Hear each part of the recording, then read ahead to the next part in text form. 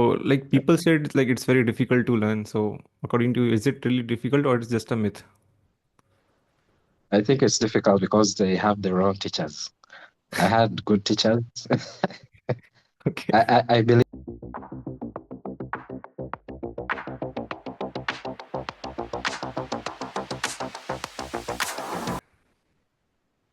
Okay. Shall we start? nice to meet. Yeah. It's been difficult setting up, but yeah, we can do this. So, can you introduce to like our user like about yourself? So I'm Marvin Kenneth. I'm a graduate teacher, science teacher, high school teacher, who has been in the quantum computing space for, I think, 4 years now, from like 2021. So I think that's 4 years. And it's interesting. I got into it because I had this interest in computing, Yeah. and then college, it was like a slow process. So when I got the qubit by qubit sort of enrollment, I was happy to be part Okay. of quantum computing. And what was your educational background? Like it was science background. In which field it was? Your educational background. What was what? Educational What was my background. education background? Yeah. Education background is mathematics, physics. So I did quantum mechanics in one of my college courses. Okay. Yeah. So So I had some knowledge, qubit, not qubits, but what are they called? In quantum base. mechanics, you have Yeah, like postulates and all those basic quantum things. particles. Yeah. Yeah, Okay. with particle duality and that. Yeah. How it was like your transition? What inspired you to Was it? change your field from like to learn quantum computing? Uh, it was it was a smooth transition because it was like this nice on ramp into quantum computing. Like they first review trigonometry, then they review some elementary calculus. So it was easy. Like I knew how to get cosine and sine, and Okay. so I just actually it was sort of a surprise that I could just switch from math and then I'm like doing sort of engineering of Okay. qubits. Yeah, nice. Suppose if you want to teach your student quantum computing, so what will be your approach? Mathematics first, definitely, because it's Okay. an easier on ramp. Understanding the physics of qubits needs a bit more background, but mathematics first is easy to grasp. Yeah, they can get the calculations right, then you can tell them this is actually physical things happen. Okay. So like people said like it's very difficult to learn. So according to you, is it really difficult or it's just a myth? I think it's difficult because they have the wrong teachers. I had good teachers. Okay. I believe if you have good teachers, everything is easy and actually interesting. You can get interested in anything. So how you learn? Like, did you follow any teacher or did you have you joined any courses to learn quantum computing? So I joined Qubit by Qubit. We had some teachers, I forget. There was a guy called Akshay. There were some of them were postdocs, then some were students, but they were very friendly and it was full of fun. It had memes. I'd never read educational material with memes.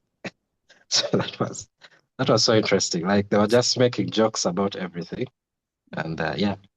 And then from that, we learned Qiskit. Then I followed up with QWorld's courses. And yeah, I got quite a few certifications, including an IBM certified developer Oh, very certification. nice. Yeah, great. So like there's one question like this is a very basic question. People compare like how classical is like how quantum is little bit better than as compared to classical. Can you answer this question? Well, most people think quantum is going to solve all our problems, especially the way announcements come out, like with Google and Microsoft. It's Yeah. like this thing can solve a problem that will take classical computers billions and billions of years. So I think in the public mind, they're like, wow, these things must be really fast. But Right. the nuance of it's not solving a classical problem is lost on the public. Yeah. So would you like to share some resources if suppose somebody is not from like physics background, even not from physics, not computer science, or he's in like high school, just a high school, maybe undergrad. So can you like would you like to share some resources for learning quantum computing? Um, First, I first, think first free resources, then paid resources. so. The free resources. I think IBM has a free platform, the IBM Quantum Experience. So that is like it's what I got into the space with, and I think people should try it out. It had a Kiski textbook, but it sort of went down, though it was really interactive and fun. Um, then if they want some deep material, there are books like Griffin, Quantum Mechanics, which go into like the physics. Mm. Yeah. I think depending on the college student, if they want physics, there are free books. Then if they want some mathematics, but I would recommend they just enroll in one of these free classes because those classes try to give the simplest introduction and to make it fun and interesting and intuitive, yeah, for students. Discussion is a little tricky. Like I wanted to ask like job opportunities and internship. So like as it is like a beginning phase, like even in India and outside the world. So like, do you see any job opportunities as compared to other like some data science engineers, AI ML engineers? So do you see quantum engineers or some like there are some jobs available for us?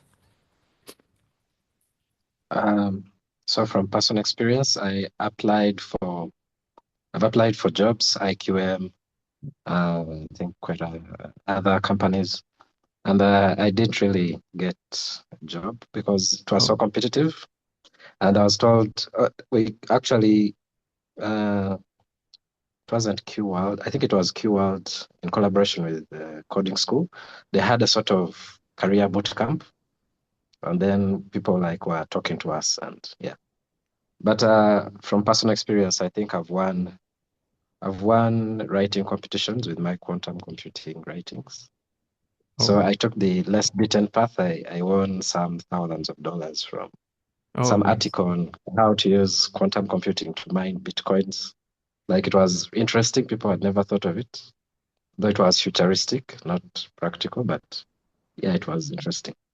So I think if one doesn't have qualifications, they can just put out their content and see what happens. You may get hired just from being interesting and having a unique So idea. you used to write some blogs or something like on Medium or some websites, writing your personal content kind of things.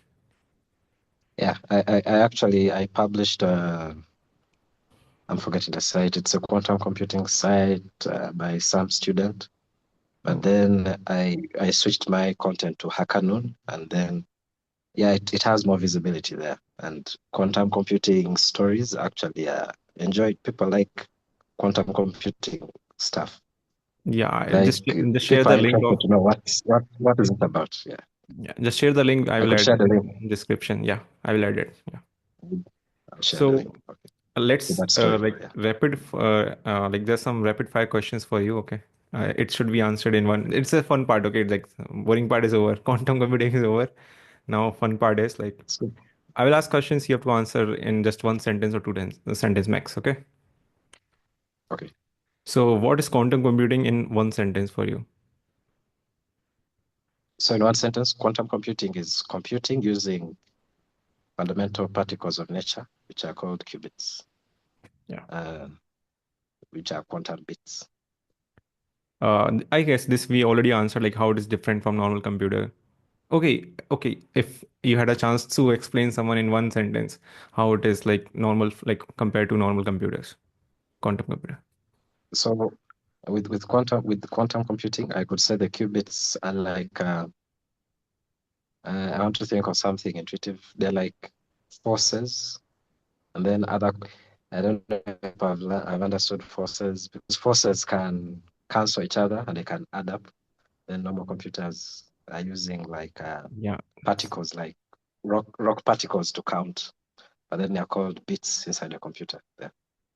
So Oh, quantum nice. computer uses forces, then the other uses particles, like natural particles around us to count. So do But you we believe can't that dig into it. next one is, do you believe that quantum computers can break the RSA algorithms and all this breaking passwords and all? I think at some point they can, but it will depend on the use case. I think it will be like those computers which use a lot of energy to break an encryption. So, like, as it is doing that, everyone will know it is doing that. Then, why are you breaking that encryption? Like, it will be like a national use case for them. Like, let's break this particular encryption, maybe to Even recover lost I heard in keys news or that China like is trying to break RSA algorithm, and also it was the theoretical part. I'm not sure. Okay. yeah. Now the next question is, But mhm, yeah, go they on. they may have a quantum computer that powerful underground. You never know. Yeah. It's a powerful country. Yeah, they made.